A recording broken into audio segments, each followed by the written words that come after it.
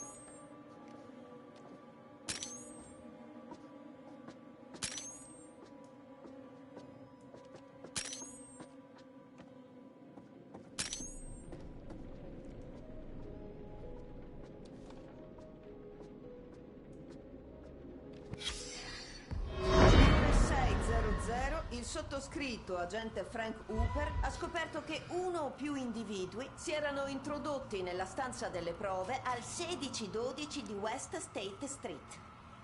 I reperti sottratti includono effetti personali provenienti dall'appartamento dell'ex agente Hector Monday, libri, vestiti, appunti, strumenti chirurgici e dentistici.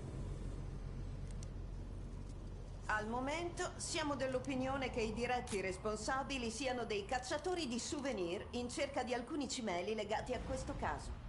Fine rapporto.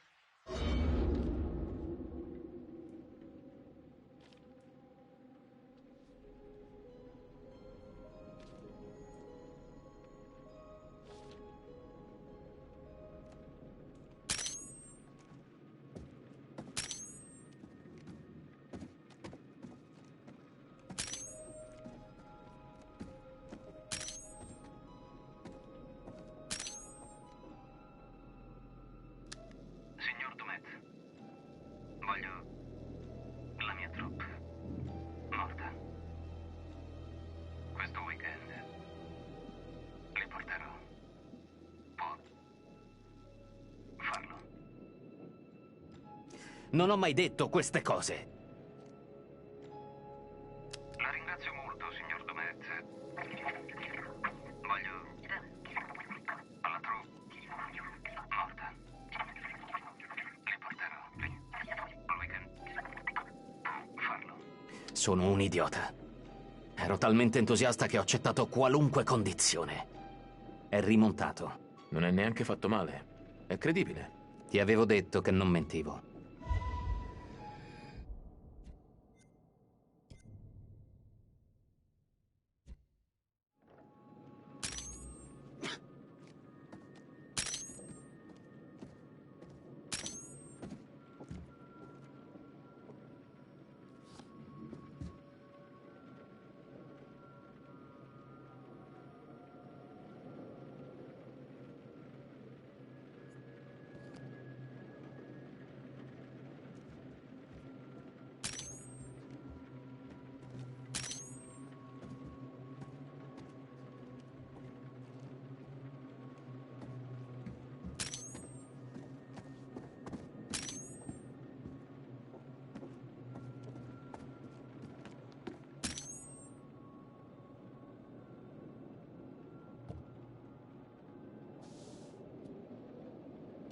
Hector Waylon Monday.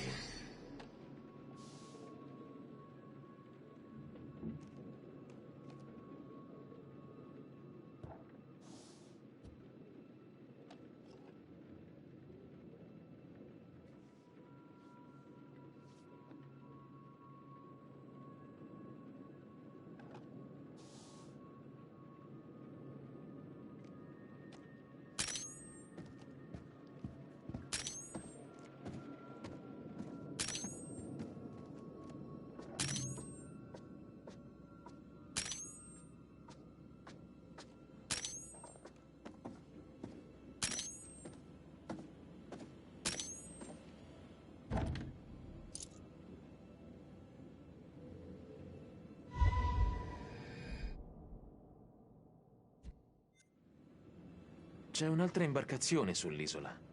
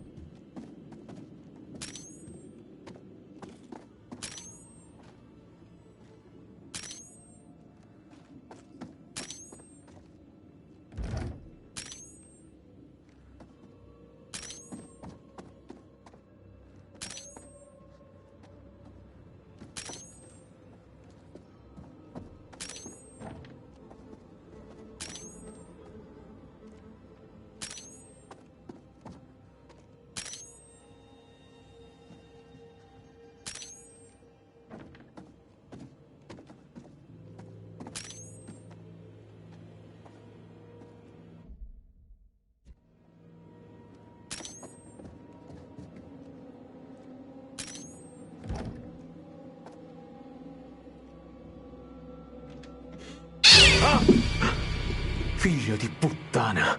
Ecco perché amo i cani. Mac, cos'è stato? Tutto ok? Sì, era solo un gatto.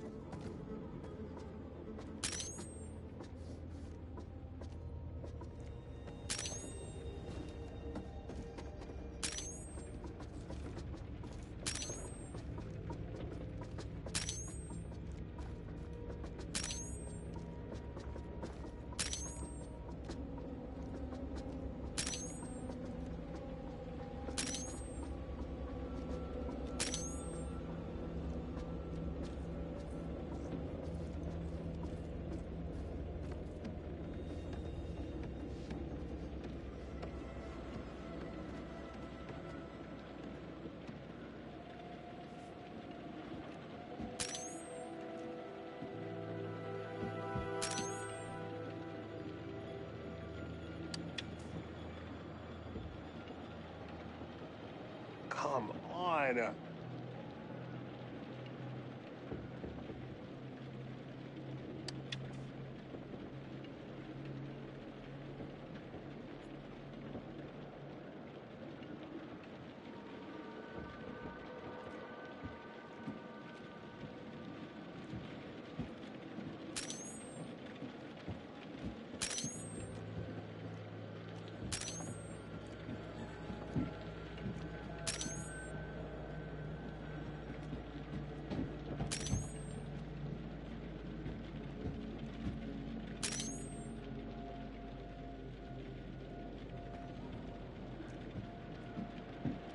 No way.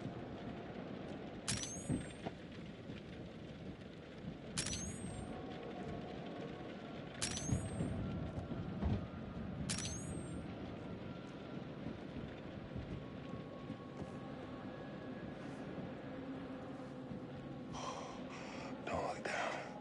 Don't look down. Don't look down.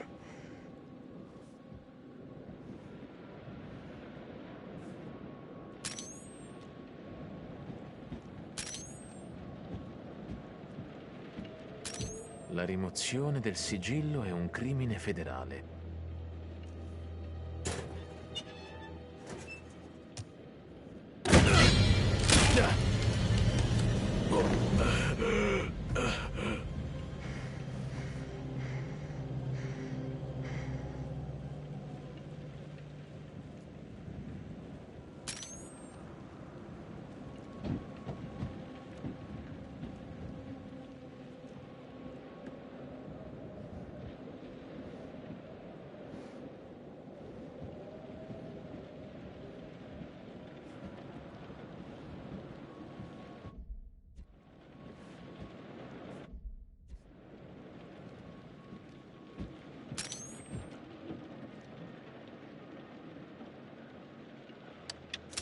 Au!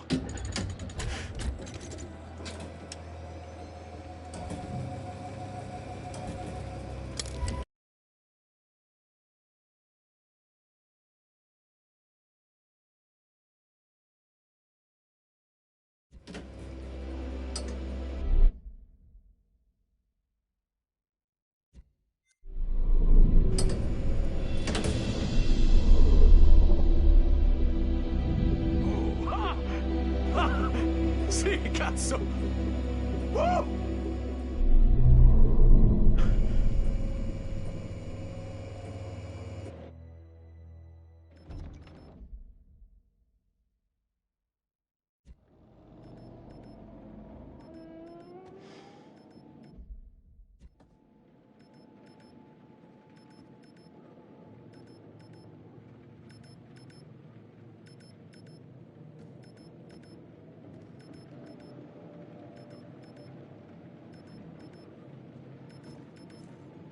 Ehi!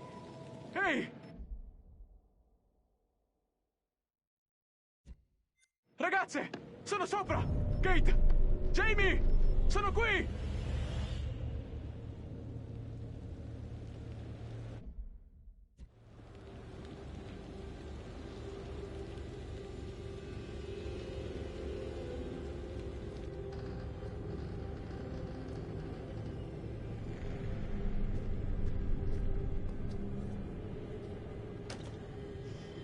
Cos'è questa puzza?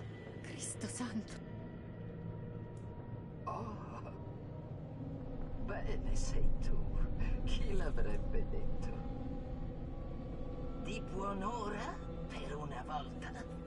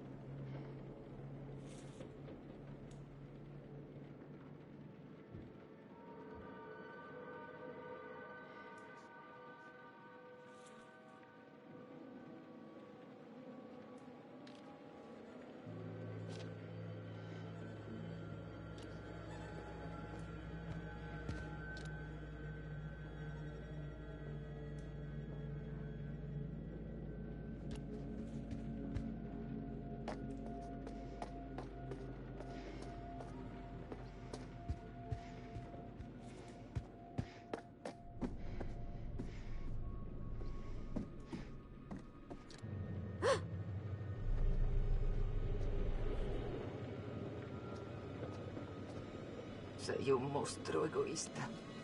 Lo sei sempre stato. Ma che accidenti è? Ehi! Ehi! Chi sei?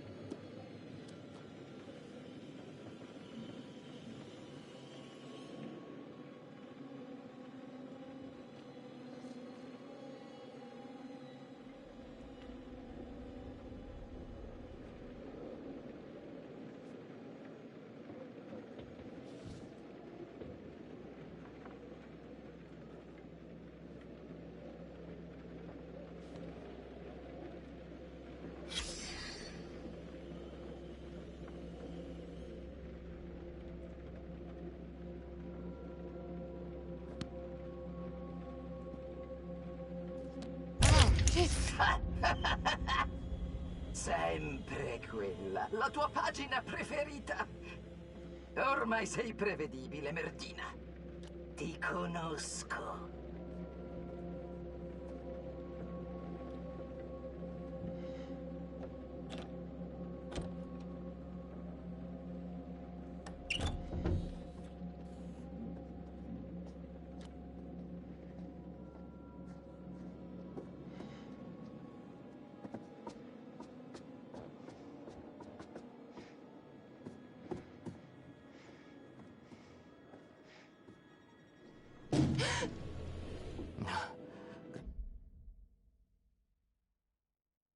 Grazie, Dio. Falso allarme. Oh, grazie a Dio. Hai visto Mark? Sta bene. Cerca di accendere quel cazzo di faro. Mark? Ti prego, dimmi che mi senti. Mark.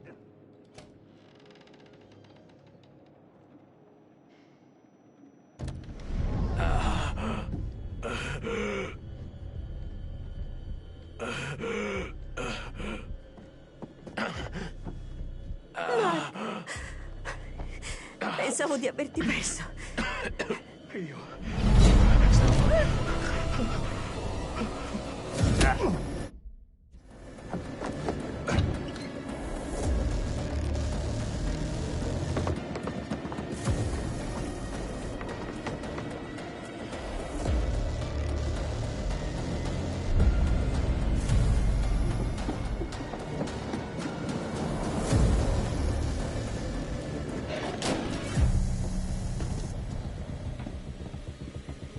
Dov'è Erin? L'ha presa. Mi dispiace. Oh mio Dio.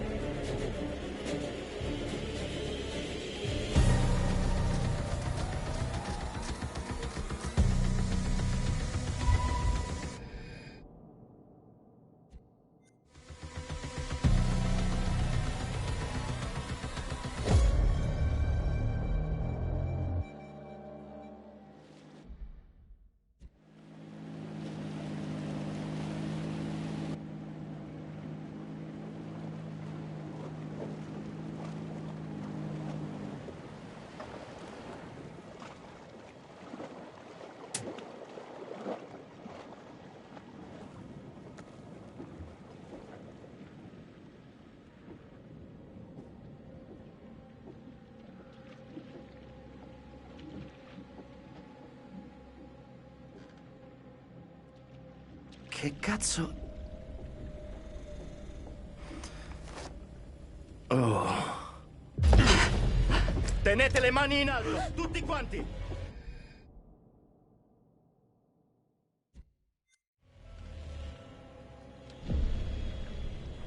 Li ha uccisi lui. Ho detto silenzio! Tenete le mani bene in vista! Grazie al cielo. Lei ci deve aiutare. Finché non so cos'è successo, nessuno si muove.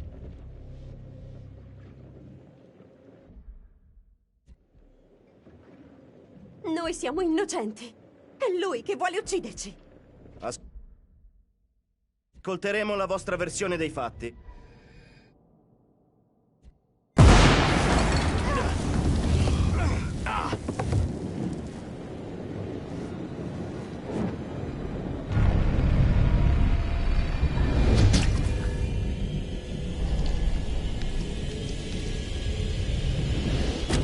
Cristo!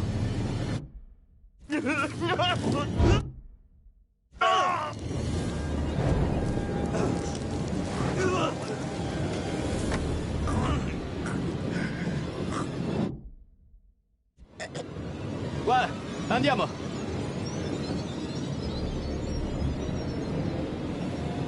Prendi la pistola.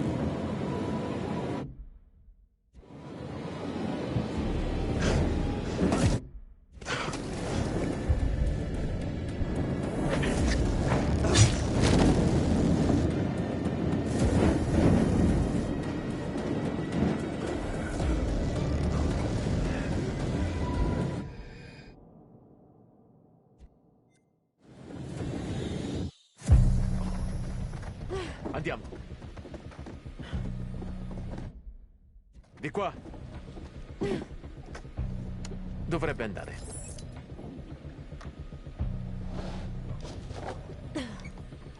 Ah, non funziona. La corda d'avviamento. Ah, ecco. No, accenditi!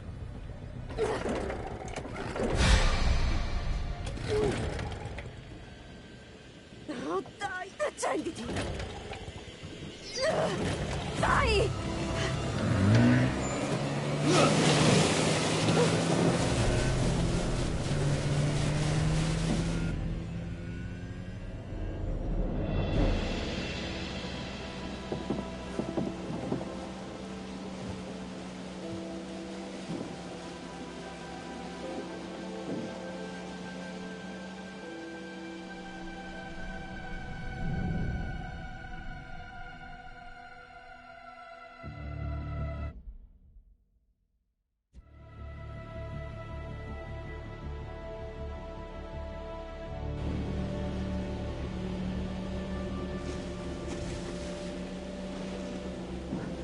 È fatta.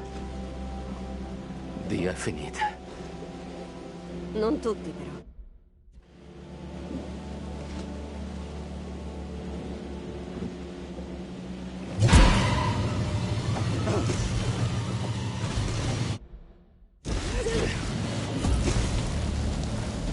Reggiti!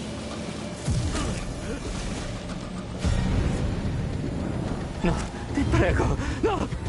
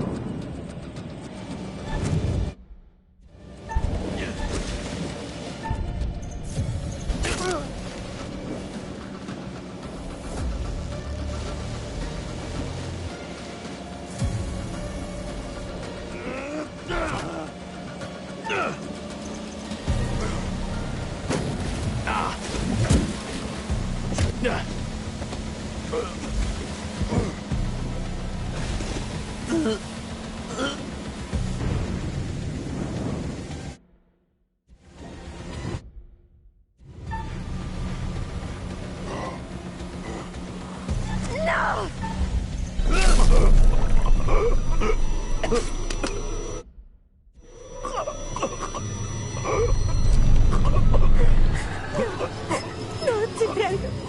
No!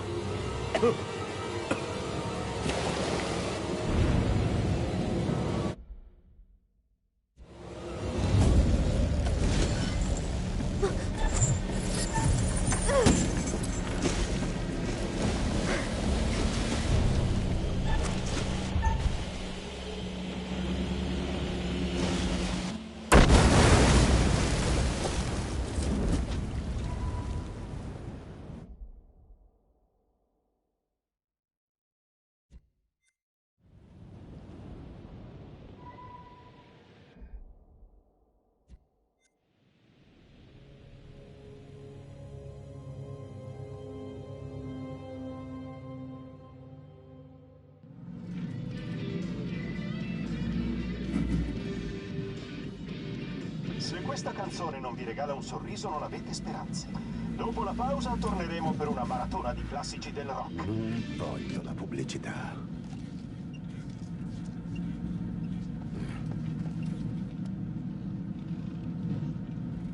Oh, cavolo. Merda!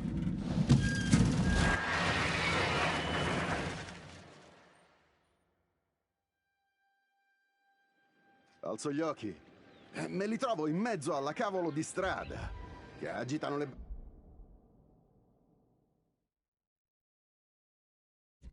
braccia come un branco di matti.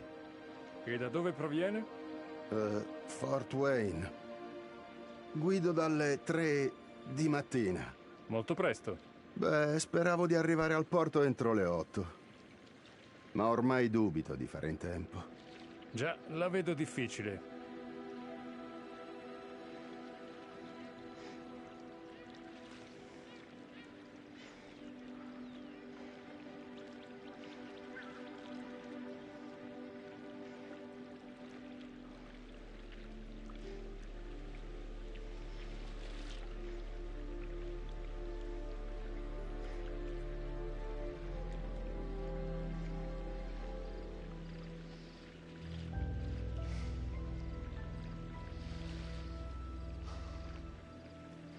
Vuoi una sigaretta?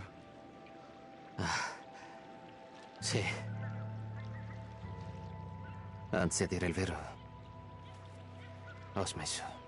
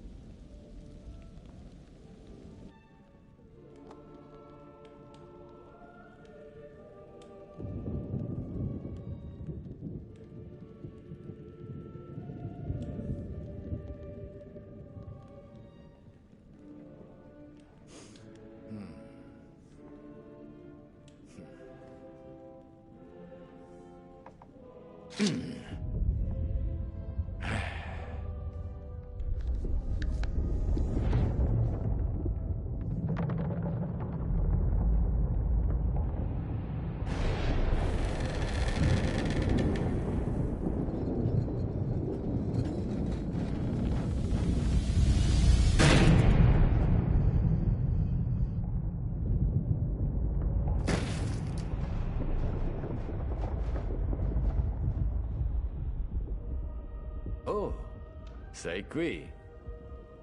Anche le cose felici hanno una fine. Ma quanto è stato felice il nostro finale? Sfortunatamente ci sono state delle vittime. Riposa in pace, dunque. Mark, fedele fino all'ultima scena. A proposito, si è appena liberata una stanza a Brooklyn, se può interessare a qualcuno. E Erin. La ragazza aveva stupito per il suo coraggio, ma è volata via e ora si gode l'acustica del cielo. E che dire dei sopravvissuti? L'esperienza li avrà cambiati? Kate aveva un segreto. È rimasta traumatizzata da un evento accaduto molto tempo fa, ma ha affrontato quello che più di tutto la terrorizzava ed è sopravvissuta.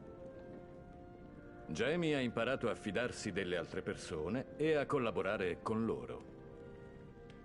E Charlie ha capito che un leader non si limita a impartire ordini. Ha trattato gli altri alla pari, facendosi da parte al momento giusto.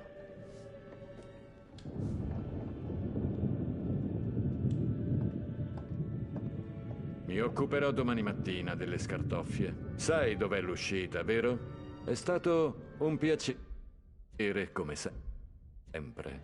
So già che ci vedremo di nuovo in un futuro. Addio.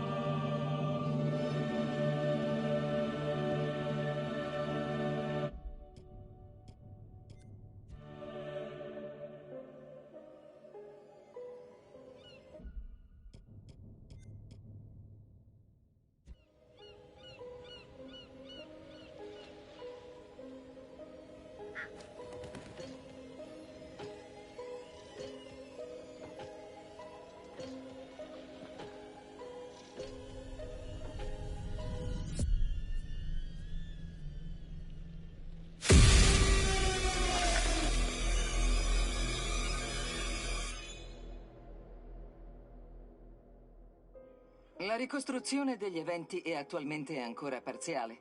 Al momento sappiamo che poco dopo le 19:30 un camionista si è fermato a una richiesta di soccorso. La polizia è stata allertata ed è giunta poco dopo.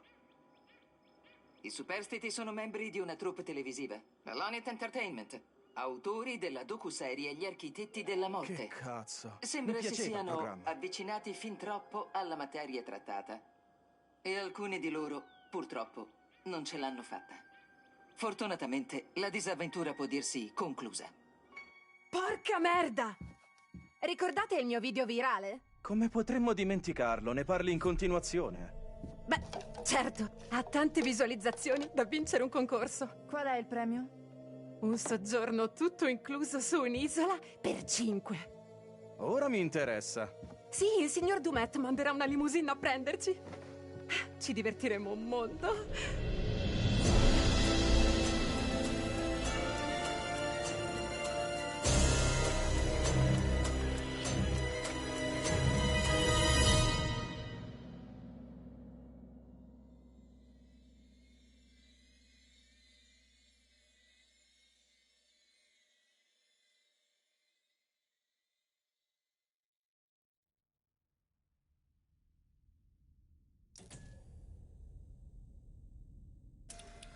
Oh, death. Oh, death. Won't you spare me over to another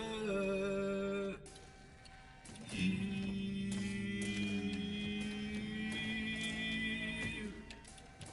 Oh, what is this I cannot see with icy hands taking hold of me?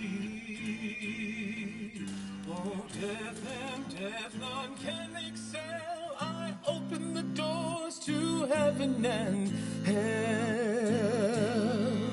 Yes, I have come to get your soul and leave your body and leave it cold.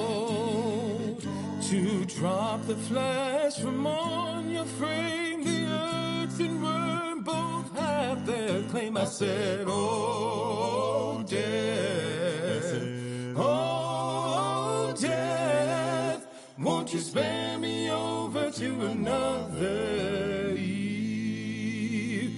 I said, oh, death, oh, death, won't you spare me over to another eve? Now, death, if this is true, please give me time to reason with you. From time to time you heard and saw, so close your eyes.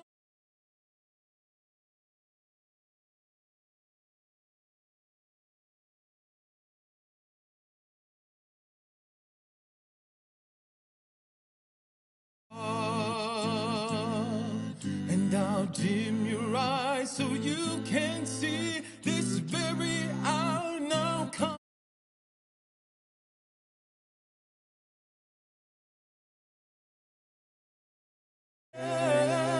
Won't you spare me over to another eve?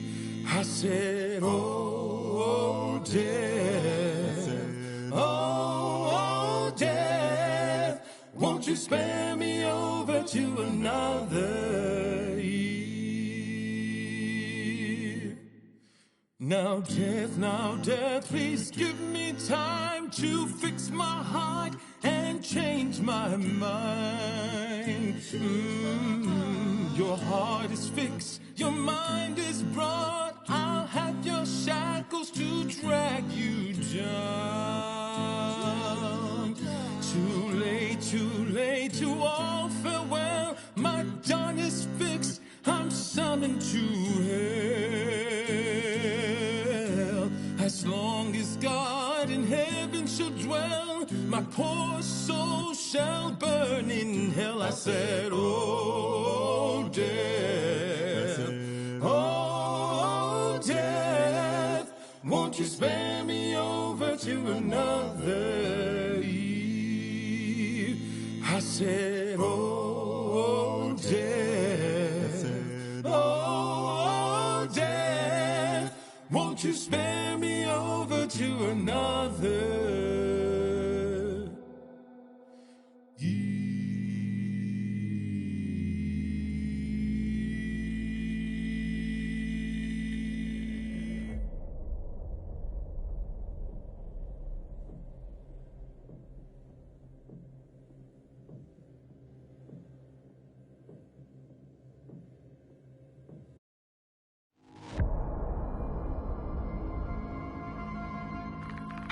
Commander Stafford, the forward reconnaissance vessel Cassiopeia. After successfully rendezvousing with a Charybdis marker, we have detached the booster ring and spurts are high as we make our final approach to Tau Ceti F. The ship has suffered a hull impact, but damage is minimal, and our technicians are restoring full functionality.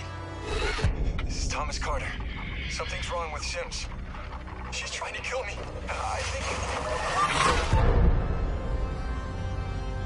Our next transmission will be broadcast from orbit around humanity's future home. Stafford out.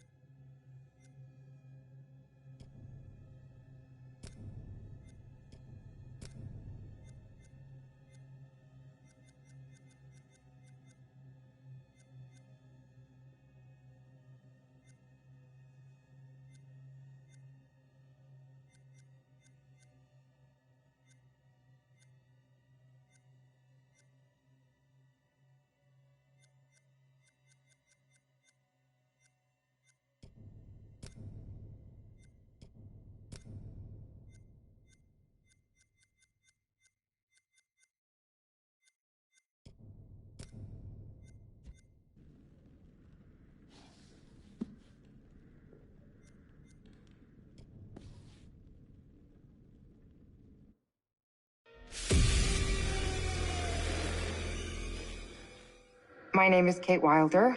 I've got a master's in criminal psychology.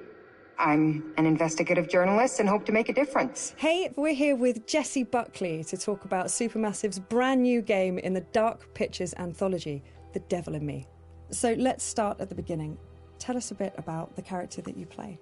I play a character called Kate Wilder, who is a presenter who's part of this documentary team who are doing a show about the serial killer H.H. Holmes.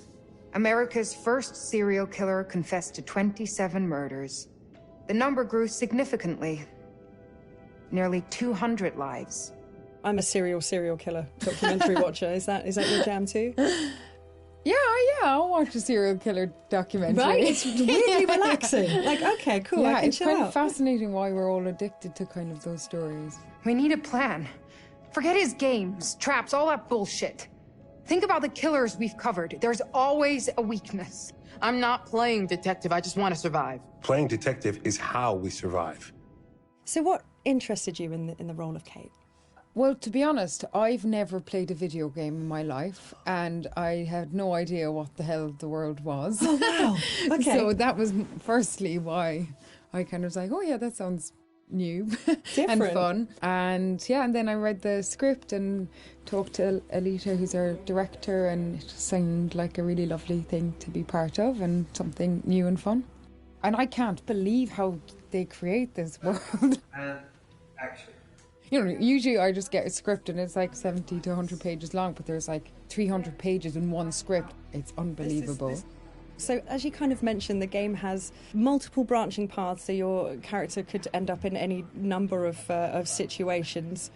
What's it like to film a scene, multiple times with different endings? What I've found is like you can only be in whatever strand you're in at that time and figure out the emotion of it at that moment, because then you can offer up something completely different when you go into a different strand. And it's a very immediate experience, which I guess is also what a player will feel when they're doing it as well. So I just kind of try and keep my head in where we are right there at that moment. And if I was trying to think of what was happening in the other strand, it would be a disaster. It must be really hard, yeah, because you kind of have this mapping, I suppose, in your brain of what the outcomes could be, and then just trying to stay in that moment. It's very interesting stuff. So many things can happen to characters in the Dark Pictures anthologies. How do you make sure that Kate is always Kate, no matter what she's kind of faced with? Well, I guess before we started, we did a big read-through with everybody, so it was good to kind of get a handle on who she is in the context of the environment she's in, but also the relationships that are in the world as well.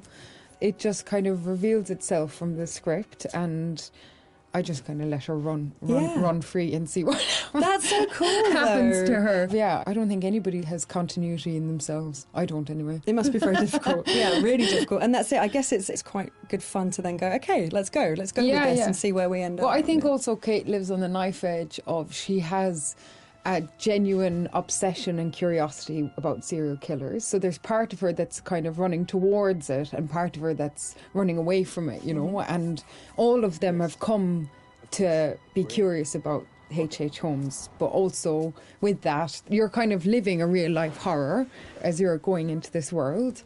So, come on, Charlie. What do we know about this guy? And everybody's fantastic, and they're all such distinctive people, And they all somehow genuinely feel like a crew, Nice, yeah. You kind of have the kind of riffs. Charlie is thinking. She looks a lot like a temper tantrum. And the new fledgling loves, and then the kind of creeping horror of your life. What are you doing with your life? Sounds very familiar. Yeah, I think I've been there at 3 a.m. What is all of this? Okay, so let's talk about the setting that Kate finds herself in. I've heard something about murder castles, and I'd like to know more. So the production company that Kate works for, Lonnet Entertainment, they get a mysterious call from a stranger who says that he's basically made a replica of H.H. Holmes' murder castle. Wicked. And invites them to come and document it because he knows that they're interested in serial killers.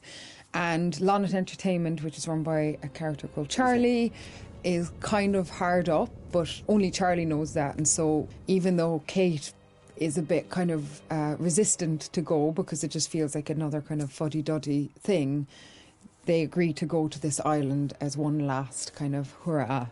It sounds like absolutely nothing awful is going to happen. It sounds like a perfect setup. I'm going to have a cup of tea. Delightful. Yeah, lovely island. Very nice. Look! Years are the wine that fill the cup of time. So in the game, you've got quite a limited inventory. Which items would you take into the house if you could take anything? I'd probably take, like, I think, look, all these mad people are just in need of a hug. So I'd probably take a bottle of wine and just be like, mate, let's just sit down, have a glass of wine, talk about what's going on here. Get Charlie's fags. Come here. Have Let's a just fag. calm Let's down. just calm down. That's my weapon of choice. I'd kill him with kindness. Well, you could at least start with the wine, and if that doesn't work, you've got the bottle. So, I mean, it's perfect. You're done. And if not, I could just drink it myself and have a lovely time. Some kind of belt with 3 or 4 of them attached, off you go. It's all going to be fine. And if it's not fine, you're not going to know about it. Yeah, done. Perfect. Good choice. Think it's okay if we pour some wine? God, please do.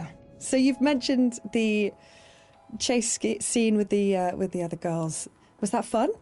That genuinely was fun to be running and scared and all of that? Yeah, it's always fun. I mean, I think everything's kind of fun. So, thank God it's not something that happens regularly in your real life. So when you get to be part of something where it's super heightened and surprising and otherworldly things can happen, and you've got these 2 excellent kind of birds beside you who are like fighting off the demons, and you're genuinely scared and you're kind of doing it together, it's it's brilliant.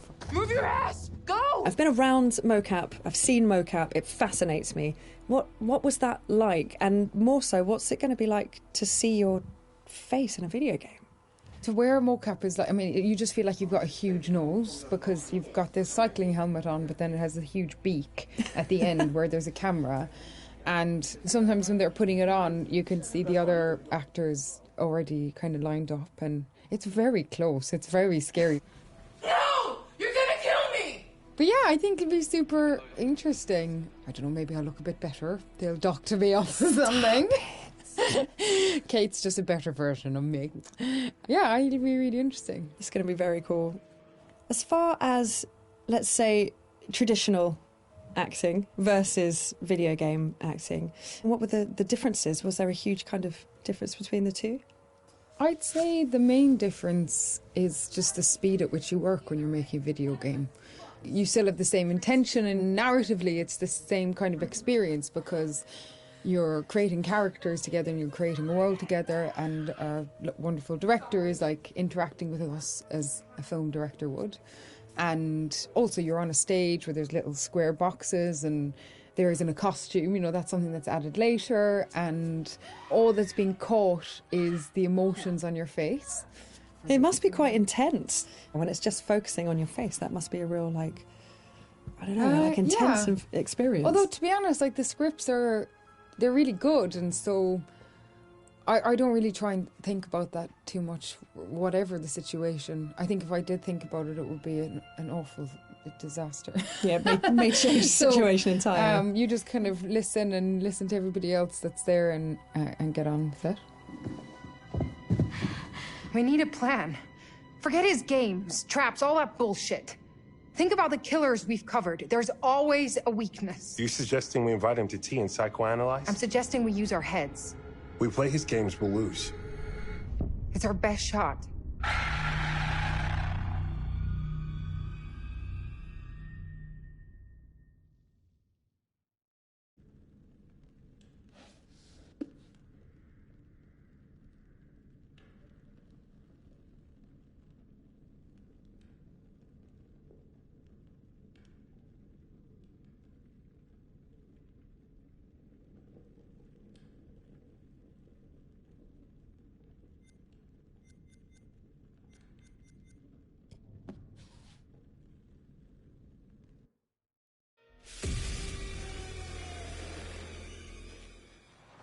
So, what do we know about this guy? He's rich, he's a recluse, he's obsessed with H.H. Holmes. We're going to a property he inherited from a relative. Some of the rooms are full recreations from the murder castle.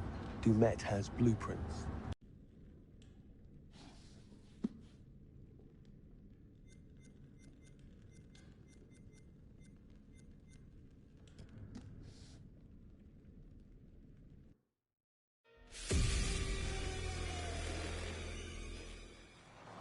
So, what do we know about this guy? He's rich, he's a recluse, he's obsessed with H.H. Holmes. We're going to a property he inherited from a relative. Some of the rooms are full recreations from the murder castle.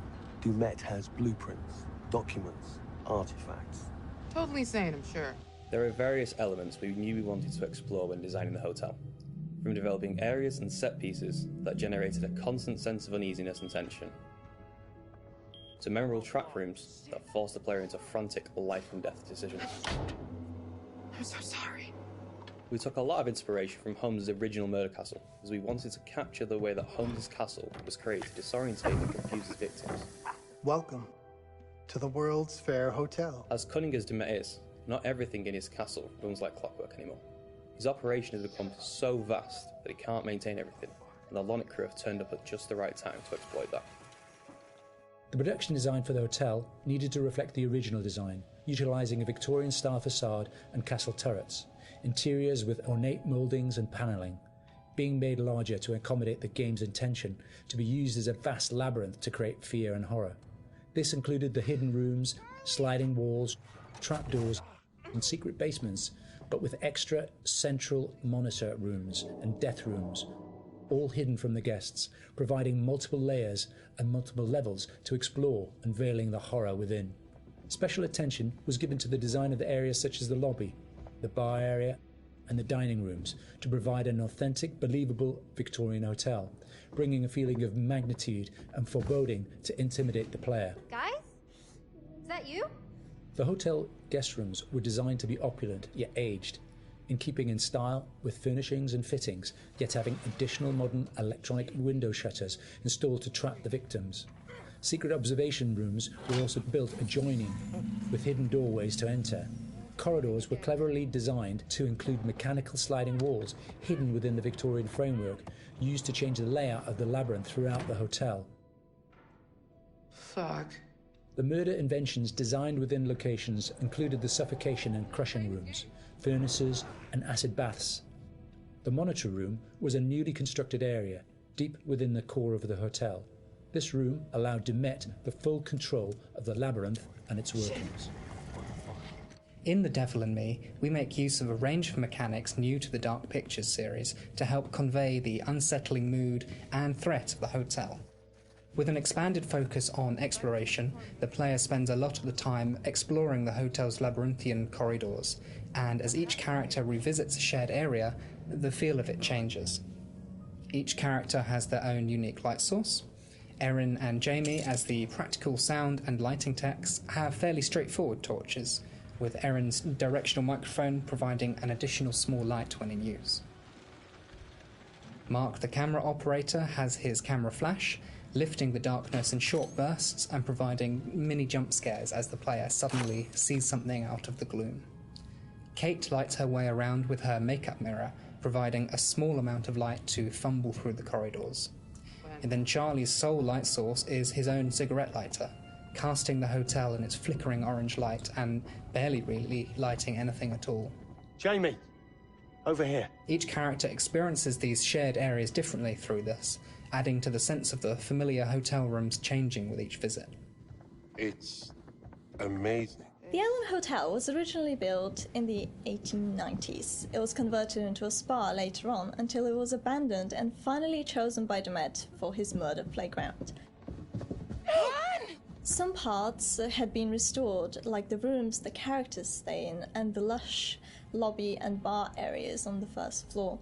We work closely with concept art and art direction to create distinct color palettes and ornate assets that made those areas more inviting, while still leaving something unsettling about their imperfections.